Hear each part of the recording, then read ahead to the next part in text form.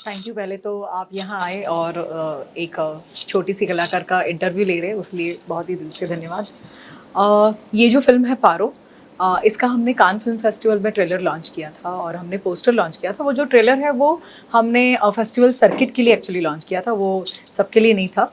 But इतनी सराहना मिली और लोगों ने इतना अप्रिशिएट किया उसको। वो जब हमने ट्रेलर लॉन्च किया तब that trailer launch by queen mother, जो अफ्रीका से है और जो यूएन में अफ्रीका को रिप्रेजेंट, वो यूएन में अफ्रीका को रिप्रेजेंट करती है।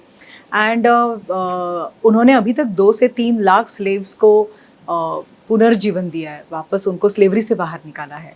तो उन्होंने इस 78 ईयर की औरत जो आई, उन्होंने ट्रेलर देखा और उन्होंने वो ओपन देने लॉन्च करने से पहले वो ट्रेलर नहीं देखी थी। वो जस्ट आए, मेरी जो एग्जीक्यूटिव प्रोड्यूसर है प्रिया सामंत जी, उन्होंने उनको बुलाया था और उन्होंने जब देखा, she cried and she said it's such a important film for the world and this film has to come to United Nation. और इसका यूएन में एक शो कराऊंगी, ये मेरी जिम्मेदारी है as a woman to support this women oriented such a strong film. तो मुझे बहुत अच्छा लगा। और जो पोस्टर लॉन्च था वो डॉक्टर हिंदुजा जी, उनके हाथ से पोस्टर लॉन्च हुआ था। तो मुझे ऐसा लग रहा है कि फिल्म आने से पहले ही बहुत सारे लोगों को सिर्फ पोस्टर बात कराए। आपने अगर मेरा फिल्म का पोस्टर देखा, जो अभी तक मैंने नहीं बाहर निकाला, और एक औरत, उसके गले में टैग है कितने रुपए की है, और गधा, बकरी, घोड़ा, ऊंट, उनके सबके गले में टैग है और उनके प्राइजेस लिखे हैं और उसमें औरत कितनी कम प्राइस की है वो बताया गया। तो that is what this poster, जो पोस्टर ने अवार्ड कर दिया था कान फिल्म फेस्टिवल में। Congratulations और इंटरनेशनल नेशनल भी इंटरनेशनली बहुत प्यार मिल रहा है आपको। फर्स्ट ऑफ ऑल मैं जानना चाहूँगा पारो के बारे में, इस पिक्चर के बारे में आपके मुंह से पूरी तरह से क्या है ये पारो? पहले तो पारो सुनने के बाद हर किसी को लगता है कि देवदास की पारो, बट ये देवदास की पारो नहीं है। ये एक एक औरत के बारे में हम बात नहीं कर रहे, ये लाखों औरतें हैं और लाखों औरतों के बारे में ये फिल्म है। ये फिल्म ब्राइड स्लेवरी के बारे में है, ये फिल्म चाइल्ड मैरिज के बारे में है, ये फिल्म स्त्री भ्रूण हत्या के बारे में है, ये फिल्म जेंडर इम्बैलेंस के बारे में है, ये फिल्म वायलेंस अगेंस्ट वुमेन के बारे में है। तो बस ऐसा समझे कि नारी शक्ति के बारे में बताने वाली ये फिल्म। मैंने कैसे पोस्टर देख सकता हूँ उसमें ब्राइड ऑन से उसमें कई जानवरों के साथ और हमला किया है। हाँ तो जी। इसके पीछे थॉट प्रोसेस या फिर क्या क्या थॉट प्रोसेस रहा था पूरे दौरान ये शूट के? एंड इसको शुरुआत के दौर से आना चाहूँगा मैं इस चीज़ के बारे में। आप ये जो ये पोस्टर देख रहे हो, पोस्टर देखने के बाद ही आपको पता चल रहा होगा कि गधा, ऊंट, गाय, बकरियां, ये सारी ज़रा महंगी है औरत से। एक औरत इज़ लाइक थोड़े कम पैसे में कोई भी खरीद सकता है। ये कहानी मेवात की है और this is not like a story कि स्टोरी टेलिंग हम कर रहे हैं। ये सचमुच जो हो रहा है इंडिया में, मेवात में, उसके बारे में है। और अभी ये सिर्फ मेवात तक सीमित नहीं है, ये पूरी भारत में एक कैंसर की तरह पसर रहा है, वहाँ फैल रहा है। तो उसके बारे में ये फिल्म है। ये एक कस्टम है पारो। तो मेवाती भाषा में पारो यानी बाहर वाली, उनको और एक नाम है मोलकी। ये एक ऐसी दुल्हन है, ये एक ऐसी बीवी है जिसे पति का नाम नहीं मिलता, ना पति की सिंगल रुपी प्रॉपर्टी मिलती है। तो इस ये जो फिल्म है, इस फिल्म से हम बता रहे हैं कि जो वेश्याएं हैं वो ज़्यादा लकी है देन पारो। यानी ये बोलते हुए मुझे बहुत तकलीफ़ हो रही है, बट ये सच है। क्योंकि जब कोई वेश्या बहुत ईमानदारी से काम करती है, बहुत, यानी वो उसको भी एक समाज में आज एक स्थान है, पारो को नहीं है। उनके बच्चों को वो पढ़ा सकती है। वेश्या जब वो बिज़नेस करती है तो उसके हाथ में पैसे आते हैं, अपने बच्चों को पढ़ा सकती है, उसके बैंक अकाउंट खुलते हैं। लेकिन पारो एक बीवी रहती है, तो बीवी की कोई भी सर्विस को हम पैसे नहीं देते। बीवी बीवी होती है और उसके अनेक सर्विसेज होती है, और ये तो खरीदी हुई है, तो ये प्योर स्लेव है। So this film is about bride slavery and that is what I can say. कहीं ना कहीं मैम ये told about that bride sale, जब आपने पहली बार इस कॉन्सेप्ट के बारे में सुना एंड तो how did you connect with this story and this about the concept? Actually 2013 में मैंने 2013 की एक डॉक्यूमेंट्री मैंने देखी थी, बीबीसी न्यूज़ चैनल और अल जजीरा ने बनाई हुई, और मैं थोड़ी शॉक हो गई थी। ये डॉक्यूमेंट्री मैंने 2015 में देखी थी and I was so shock कि ये भारत में हो रहा है, और ब्राइड स्लेवरी कि आप खरीद सकती हो, आप बीवी खरीद सकते हो। तो मैंने उसके ऊपर रिसर्च किया, मैंने लोगों तक पहुंचने की कोशिश की, लेकिन बहुत मुश्किल था, क्योंकि ये जो चीज़ है ये समाज में बहुत अंदर है, दबी हुई, बाहर नहीं है। बाहर से आप देखोगे तो आपको सब कुछ अच्छा अच्छा दिखेगा, लेकिन अंदर ये चीज़ है। तो मैंने बीबीसी न्यूज़ चैनल के जो हेड थे जिन्होंने वो डॉक्यूमेंट्री बनाई थी, उनको मैंने फ़ोन किया और उनसे, मेरी सहेली ने उनसे बात करवाई, शीतल निकम उनका नाम है, उन्होंने बात करवाई, उनसे नंबर लिया, और फिर मैंने जो एनजीओ है वहाँ पे काम करते हैं उन एनजीओ को जाके मिली, एंड देन आई अंडरस्टैंड कि ये सचमुच है। तो मज़े की बात ये मैं बोलती हूँ कि मुझे ना भारत में 2 जगह पे ऐसे बताया गया कि पुलिस मना है, और वो एक जगह है गढ़चिरौली जो महाराष्ट्र में नक्सल एरिया है, और दूसरा था मेवात, जहाँ पे मुझे बताया गया कि अगर आप पुलिस को लेके जाओगे तो आपको किसी भी तरह की सहायता नहीं मिलेगी। तो मैं पत्रकार बन के गई थी। पहले तो अकेली जाने वाली थी, थोड़ी सी हिम्मत करती हूँ मैं हर जगह पे घुस जाती हूँ। बट जब मुझे वहाँ के जो एसपी है उन्होंने जब मुझे बताया कि तृप्ति जी आप क्या हलवा पूरी खाने जैसा समझते हो मेवात में जाना, बिकॉज पुलिस जो है, हम इक्का दुक्का पुलिस नहीं जाते हैं, इक्का दुक्का पुलिस हम मेवात में नहीं जाते हैं, हम 25-30 पुलिस बस भर के जाते हैं, क्योंकि वहाँ पे क्राइम रेट बहुत ज़्यादा है। तो आप अकेले कैसे जाना चाहते हो? तो ये सुनने के बाद मैं थोड़ी सी डरी, और मैंने ऑफ कोर्स, हर एक बच्चे की जो ताकत होती है वो माँ होती है, and that's why I ask my mother, because ये बहुत ही कॉन्फिडेंशियल रिसर्च था, मुझे किसी को बताना नहीं था इसके बारे में, क्योंकि मुझे पहले सच्चाई जाननी थी और उसके बाद मुझे बात करनी थी। बीइंग अ राइटर, एक अलग स्टोरी जिसको मैं ढूंढ रही थी और जिसको मैं लोगों के सामने लेके आना चाह रही थी। तो मैंने मेरी माँ को पूछा कि क्या आप मेरे साथ आओगे, और वो मेरी माँ है, मुझसे ज़्यादा शूरवीर है वो। शी जस्ट से यस, वो मुझे बोली कुछ नहीं है, तेरे सामने मरने, अगर मर गई तो कोई टेंशन नहीं है, आती हूँ मैं तुम्हारे साथ। एंड वो सीनियर पत्रकार बनी, मैं जूनियर पत्रकार बनी, और ऐसे करके हम मेवात में कम से कम 1 हफ्ता घूम रहे थे। And I was so shock कि मेवात में भारत में जितने स्टेट हैं वो सारी स्टेट की औरतें आपको वहाँ पे एज अ ब्राइड स्लीव मिलेगी, एज अ बीवी, खरीदी हुई बीवी करके मिलेगी। तो फिर आप महाराष्ट्र हो या गुजरात हो या कर्नाटका हो या आंध्रा हो या उड़ीसा हो या राजस्थान हो या दिल्ली हो, you just name the state and all women are there as a bride sleeve. सो वो बहुत ही चौंकाने वाली चीज़ थी, और फिर मुझे पता चला कि येस, ये सच्चाई है, और इसके बारे में मुझे थोड़ा सा लाउडली बोलना चाहिए, और येस, मैं इस पर एक फ़िल्म बना के, डेफिनेटली एक अवेयरनेस की फिल्म बना के लोगों के सामने पेश कर सकती हूँ। मैं आपने कई प्रोजेक्शन काम किए हैं, चाहे वो टीवी हो या फिल्में हो, कई जगह काम किया है। कहीं ना कहीं ऐसी जो सिनेरियोज होते हैं या फिर ऐसी जो खबरें होती हैं उन पर पिक्चर जनरली बनती नहीं है। ज़माना चल रहा है, लोग एंटरटेनमेंट देखना पसंद करते हैं, बट और इस माहौल में ये मूवी लाने का ख्याल कैसे? मुझे ऐसा लग रहा है कि हम सारे उठते हैं और फिल्म बनाने का जब नाम लेते हैं तो everyone talk about numbers and stars. मुझे ऐसा लग रहा है कि फिल्में सिर्फ नंबर और स्टार नहीं होती है, फिल्में कहानी होती है, कंटेंट होता है। फिल्में एक ऐसा स्ट्रॉन्ग टूल है, एक ऐसा माध्यम है जो समाज में बहुत सारी चीज़ों को बुराई भी बता सकता है और अच्छाई भी बता सकता है। अब उस फॉर्मेट को आपको कैसे यूज़ करना है वो हमें सोचना चाहिए। जैसे मार धाड़ की फिल्में आप दिखाओ दिखाओ दिखाओ, क्राइम बढ़ता जाएगा। सेक्स के ऊपर फिल्म दिखाओ, बच्चों के जो हार्मोन्स बढ़ते रहेंगे, और then so many things will happen. So it's our duty as a film maker कि हम क्या बना रहे हैं और हम समाज को क्या दे रहे हैं। मुझे ऐसे लग रहा है बीइंग अ फिल्म मेकर, एक औरत करके फिल्म मेकर, मुझे ऐसा लग रहा है ये मेरी रिस्पॉन्सिबिलिटी है कि मैं समाज को क्या डिलीवर कर रही हूँ। तो बस इसलिए मैं ऐसी फिल्में बना रही हूँ।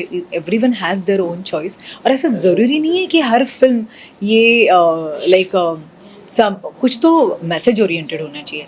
लाइक आप अगर मदर इंडिया से लेके आप अगर मुन्ना भाई MBBS तक देखो, तो गांधीगिरी भी तो आई ना समाज में। बच्चों में गांधीगिरी आई, बच्चों में लाइक मदर इंडिया कुछ और देके गई। तो like we have several film like that. मुझे ऐसा लग रहा है कि इस तरह की फिल्में जिसमें एंटरटेनमेंट भी हो, सिर्फ नंबर और स्टार ना हो, उसमें कुछ तो मिले। क्योंकि ऑडियंस जब पैसा खर्चा करता है, अभी अगर आपने थिएटर की टिकट देखे ना, तो एक गरीब आदमी शायद साल में 5 बार ही पिक्चर देख सकता है, इतने थिएटर के रेट है। और अगर वहाँ पे एक पॉपकॉर्न खरीदने जाए, तो मुझे ऐसा लग रहा है उसका दिन भर का पूरा खाने का पैसा है वो एक पॉपकॉर्न। तो अगर ऑडियंस अपने जेब से पैसा खर्चा करके थिएटर तक पहुंच रहा है ना, तो उसका हक है कि वो जब उस थिएटर से बाहर निकले तो वो साथ में कुछ तो लेके निकले, रोए, हंसे, एंटरटेनमेंट उसको मिले, कुछ तो लेके निकले। सिर्फ आपके स्टार और नंबर्स को लेके जिसमें कुछ कंटेंट नहीं है, तो ऐसा अगर हम करते हैं तो हम शायद उनके साथ गलत करते हैं।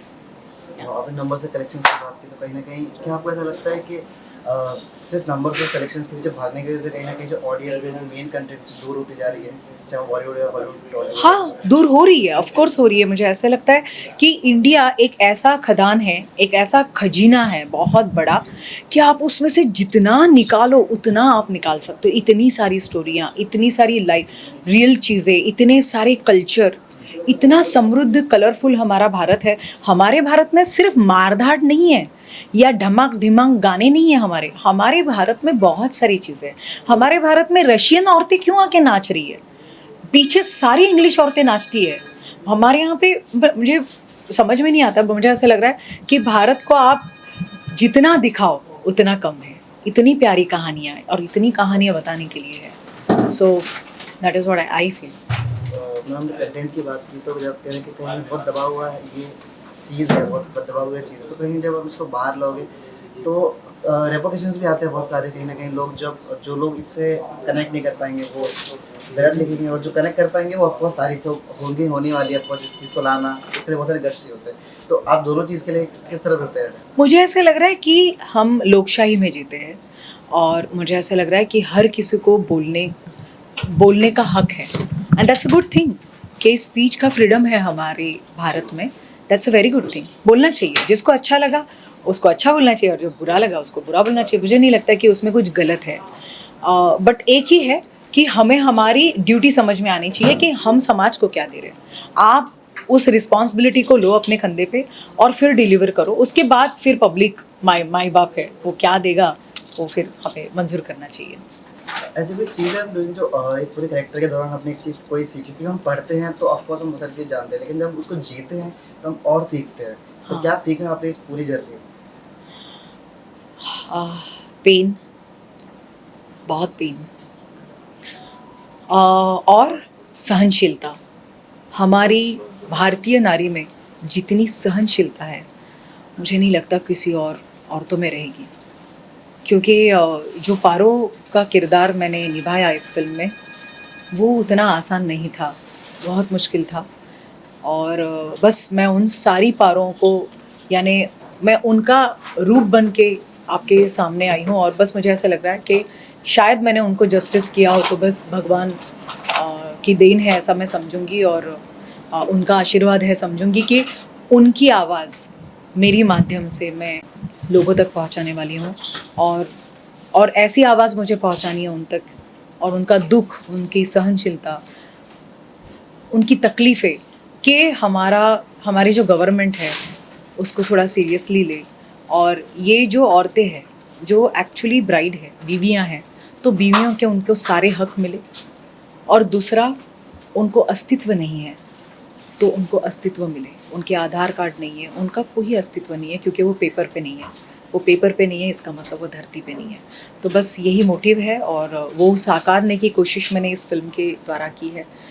अगर सफल हो गया तो मुझे ऑडियंस ही बताएंगे उनको अच्छा लगा कि नहीं लगा। That's it.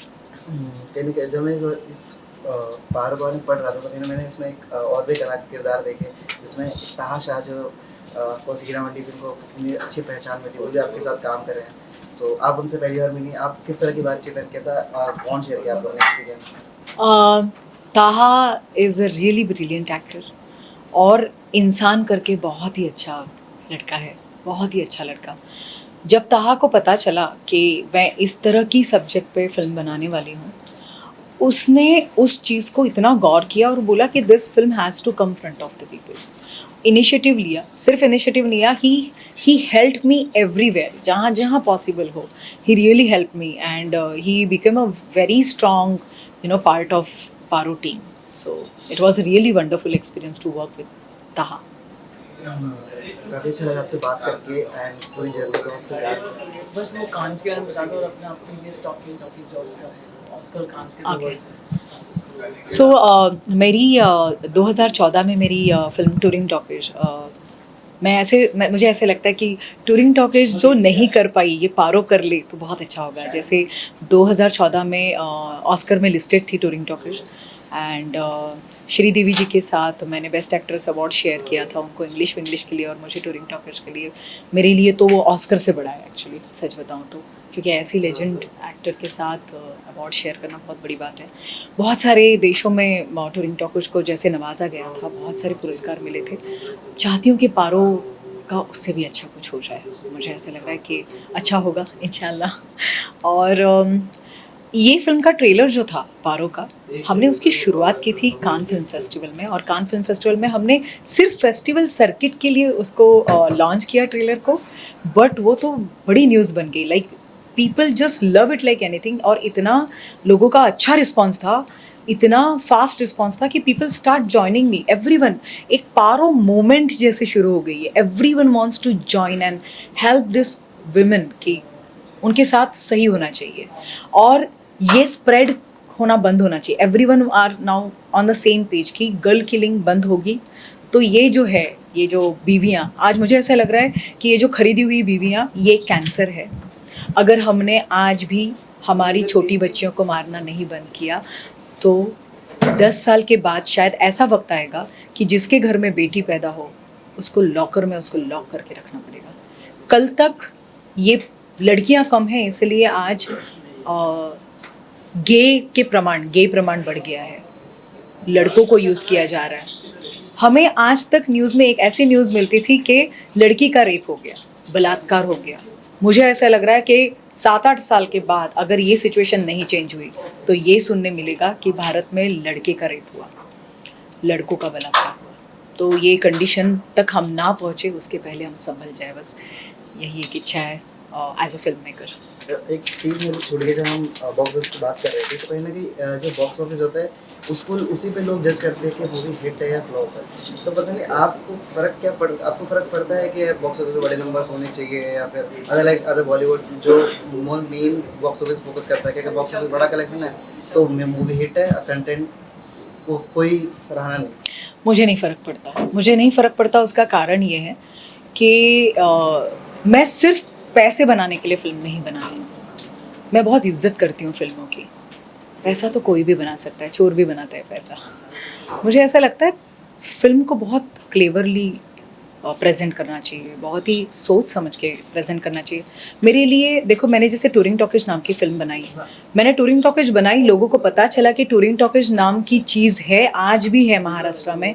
आप बिलीव नहीं करोगे कि टूरिंग टॉकीज जो थी, जब हमें भारत स्वतंत्र हुआ तो भारत स्वतंत्र होने के बाद कॉन्क्रीट सिनेमा जब इंडिया में आया तभी टूरिंग टॉकीज को बाहर निकाला गया। 50,000 से कम लोक संख्या वाले गांव में टूरिंग टॉकीज लगते थे।